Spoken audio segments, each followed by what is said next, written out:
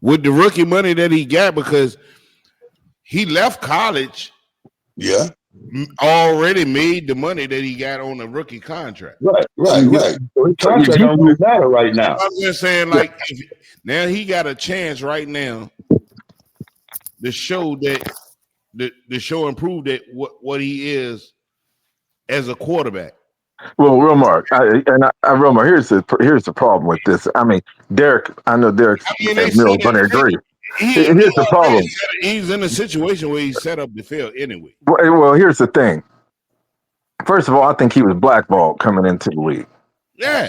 I mean, if we've never seen a level of, I'll say a level of prejudice. No. And blackballing an athlete. Mark, let's call it what we all really know what it is. It was pretty much we seen a case of hatred for somebody. Well, I'll be honest with you. I've never seen anything to that level before. I mean, you've seen guys maybe drop a few spots in the draft, like Laramie Tunsil did, or when Warren Sapp came out. But this was this pure hatred towards this kid. It was their way of sticking it to his dad. They didn't like the culture, and this is the thing that's amazing. Dion is now sitting up and saying, "Hey, Colorado, give me a couple more years. They'll see that I can change the program." He changed the program when he got there. That program wasn't making no money. The program wasn't making no money. They weren't. Right. Hey, they went from being a team you forgot about to must-see TV just because he brought in a whole different type of atmosphere there. Right. And so, in my opinion, with Shedeur, that was their way of sticking it not only to his dad, sticking it to the culture, sticking it to him. And it's a shame because he made more money in Colorado than what he's making in the NFL right now. I'll say this, Mark. Yeah. I agree with you, not to this level, but I'll take a step back and disagree with you and say we have seen this before. If you go back and look at, not to this level, but we have seen it before with Chris Jackson, Mahmoud Abdul-Rauf, and we've seen this before with Kaepernick, right? Where he's been blackballed out of the league. So I don't want to say that we've never seen this before, but not to the difference with Kaepernick. But see, the only thing different about those two guys that you just named, different than Shedeur is they weren't sticking it to Shedeur. They were sticking it to his dad.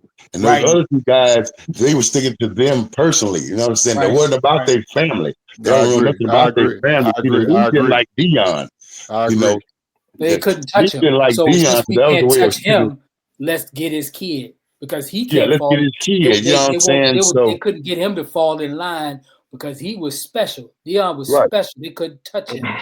So since we can't get him and he got so much to say according to what they feel, we're going to get his kid.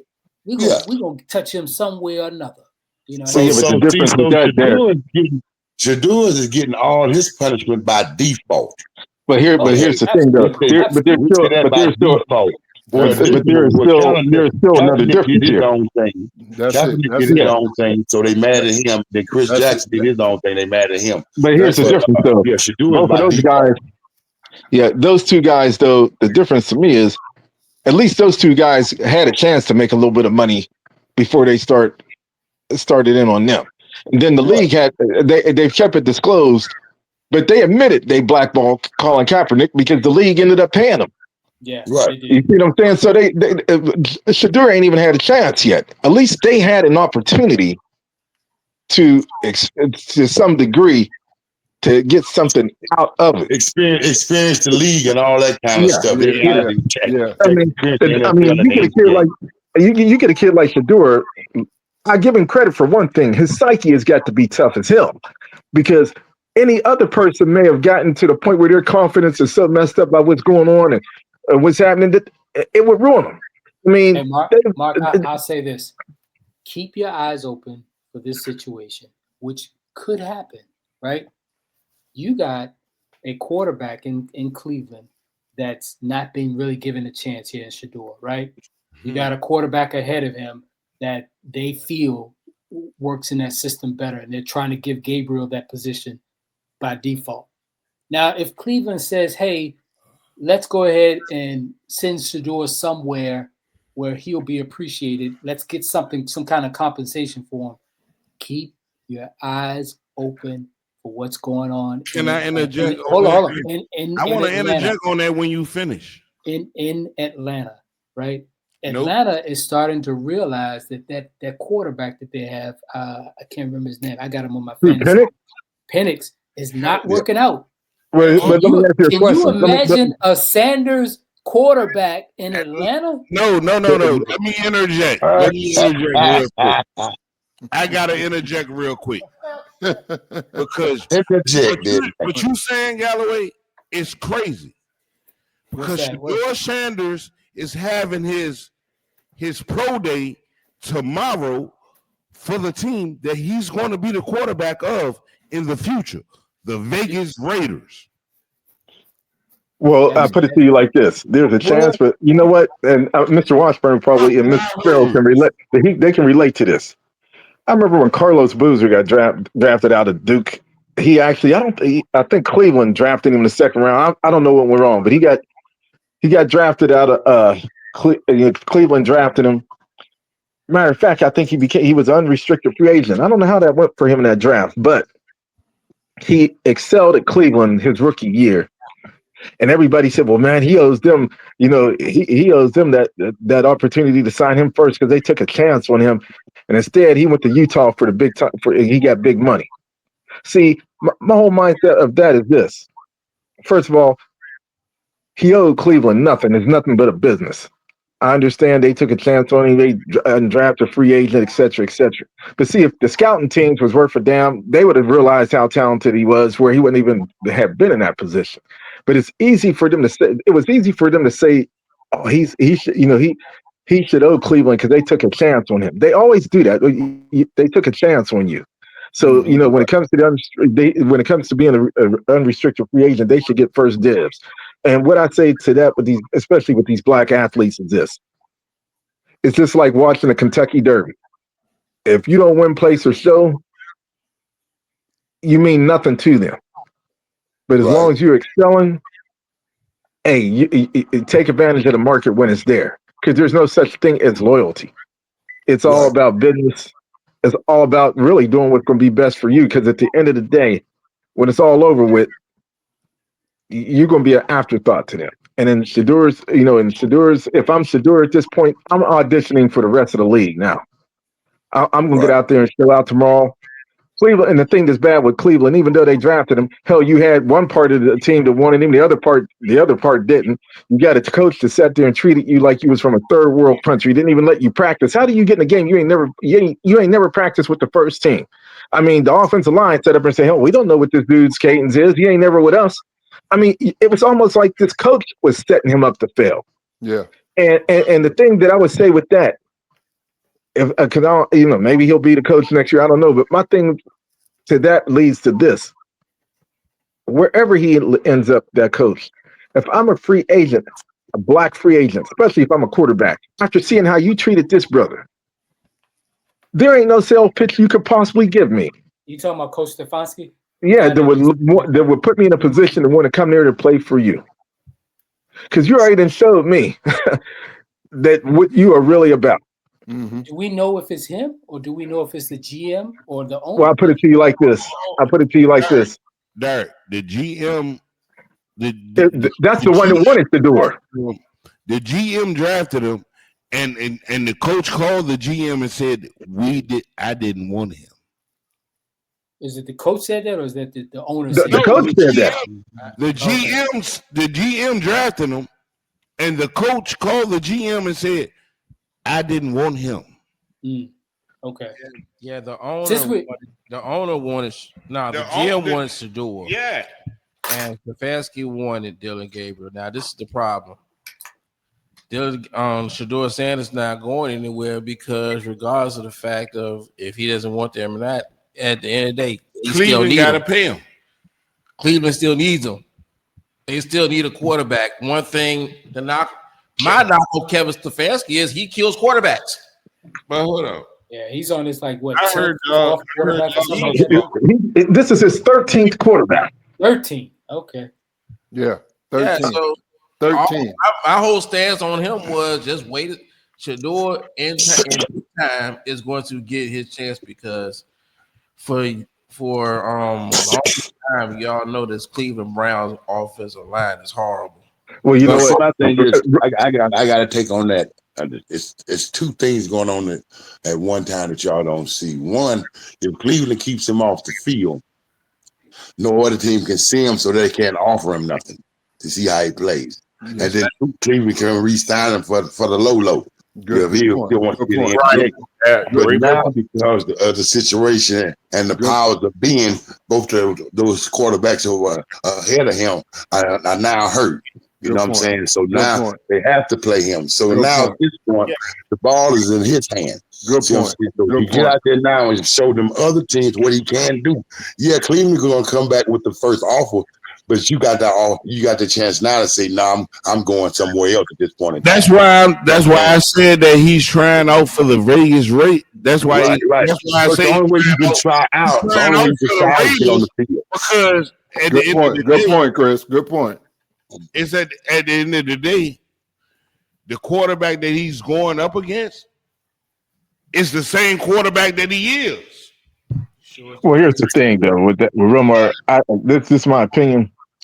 Gino and Shador are the same quarterback. Nah, not at all. Shador been trained by Tom Brady. Shit, it's a little different than that. Now Shador got trained by Brady. I don't know about this other boy.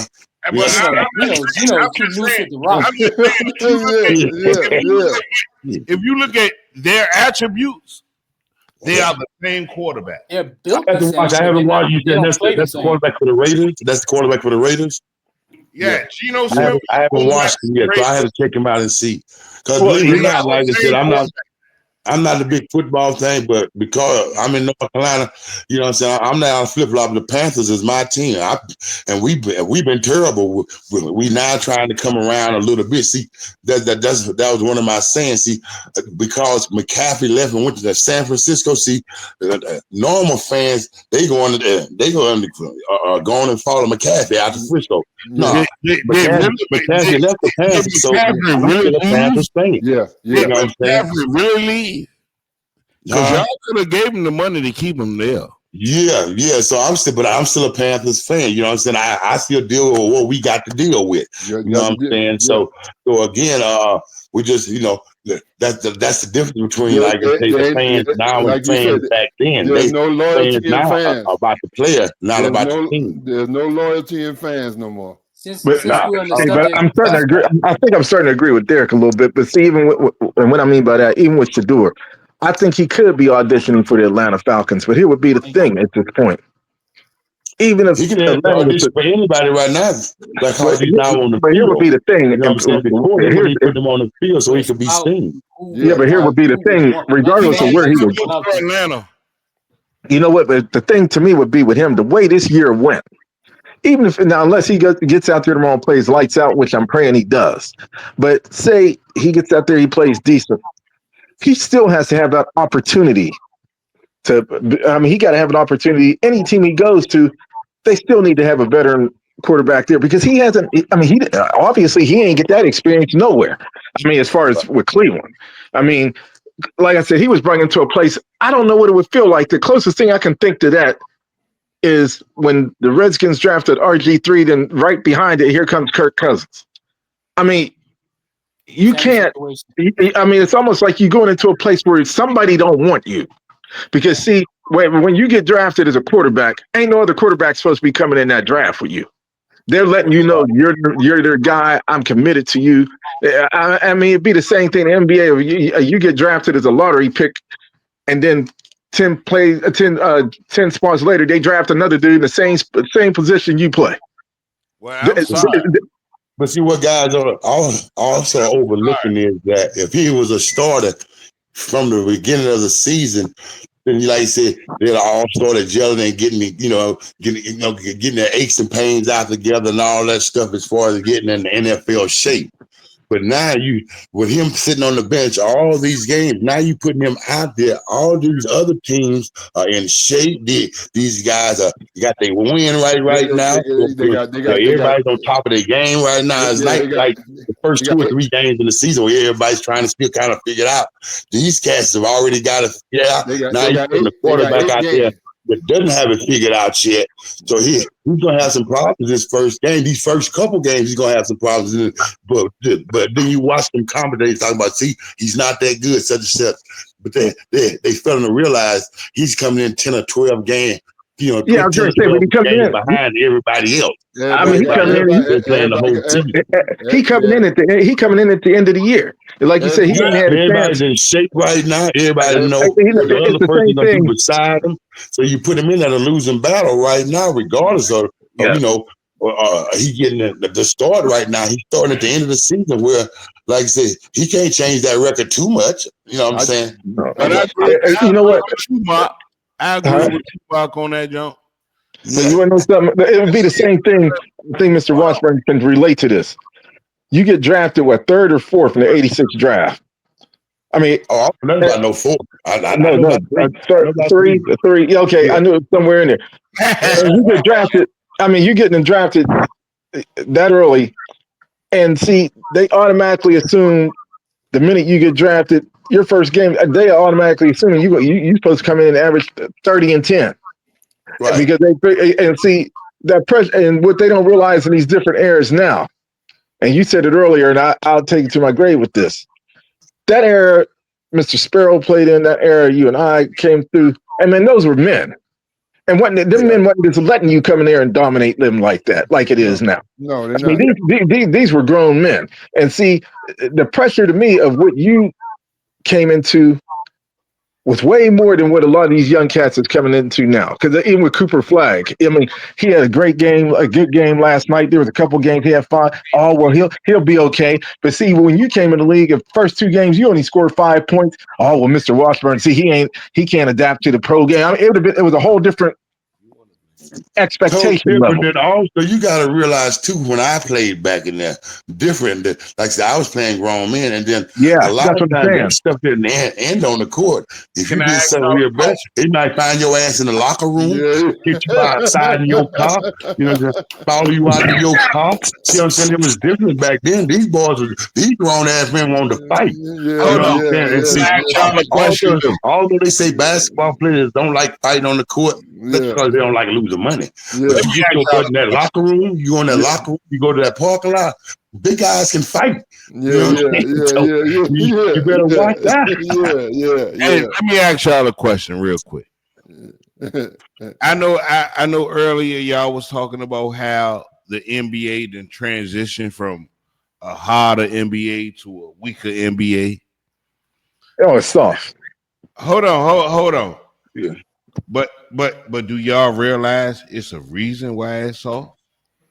And I'm gonna say this one person name because he's seen it. Greg Popovich. LeBron. No. Greg Popovich is the reason that the NBA is played the way it is now. Because he started that load management stuff. See?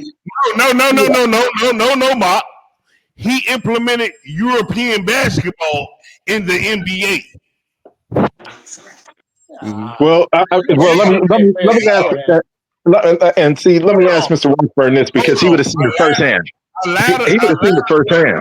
A lot of teams play the way that Greg Popovich built the Spurs now back then, and when they won 5, that's what you're seeing now in the NBA. Nah, because Dragic was playing. You had Sarunas Barcelona playing.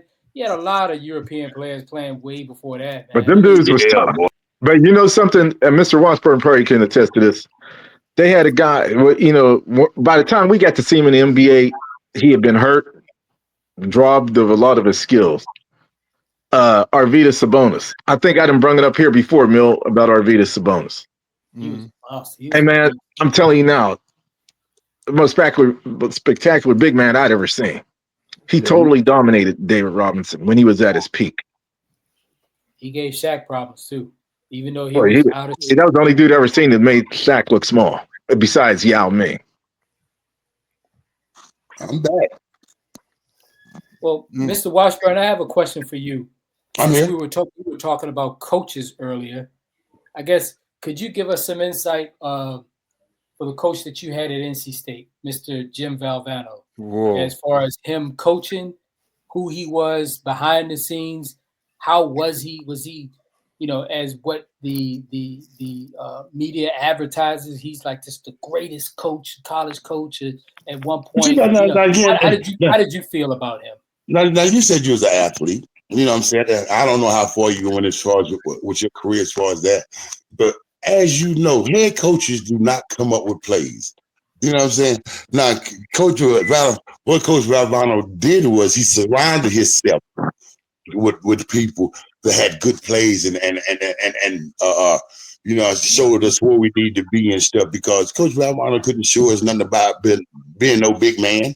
Right, you know what I'm saying? Or anything like that. Now, what I can say is, once the plays were shown and what you needed to do, he knew that where you need to be at as far as on the court and such and such.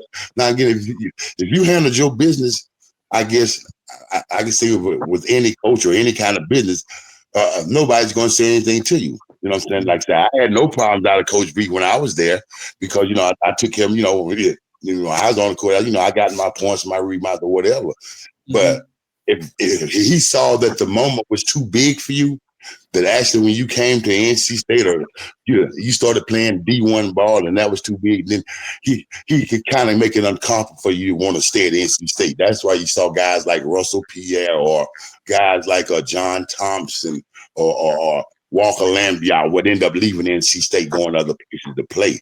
Not that they couldn't play, but just for him, because of just his drive. You know what I'm saying? And then again, some players can't play when the coaches is on their back or in their ear. You know what I'm saying? It just turns them off. You know what I'm saying? Yeah. So now they tone deaf. And you got an Italian in your ear all the time. Yeah. And he's not seeing any kind of response. He's not sending any response, and it's going to be problems. So we lost some players. But as far as just his mentality on the court, he going to let you play as long as you can play.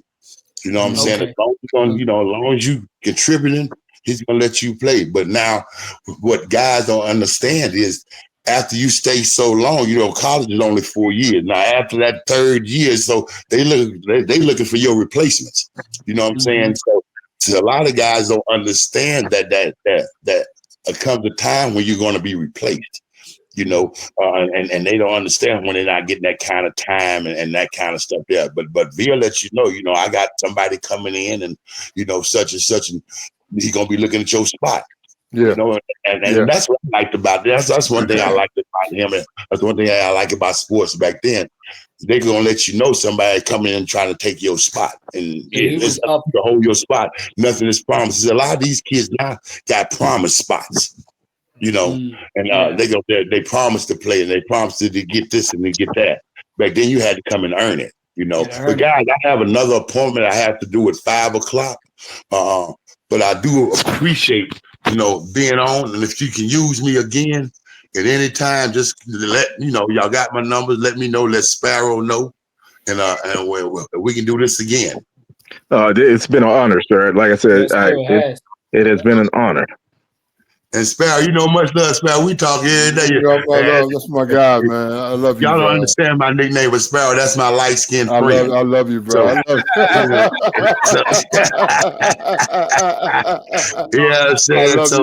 time I look up, I'm looking for the Sparrow. Hey, man, much love to all of y'all. Everybody have a great Thanksgiving, a great holiday. You know what I'm saying? Let's just stay prayed up that we can get to those days, and we can do this again sometime. Thank you for sure. Thank you for stopping by, man. Thank y'all very much, man. Y'all have a great evening. You too, my brother. Anytime you want to come through, we'll be here waiting for you. Hey, I'm not soon, man. I gotta come back to Freeman's to get me some shit. I got a room for you. I fought a lot in my sleep, so now I stay in a hotel. Y'all take care, man. Much love. I'm talking about way in the back. Oh man, that was awesome right there. That Yes, was awesome it work was. for all you guys, man. I'm proud of it. Yeah, man. If I two got through that without cussing, I was extremely proud of him. That's what's up. That's what's up. Man, man, Chris Washburn we just interviewed Chris Washburn, bro. I can't wait to go holler at my pops and tell my pops. I Yo. Yeah, man. Oh man, that's awesome, man. And you guys were great with your questions and everything. Yeah. Christmas came early. Christmas came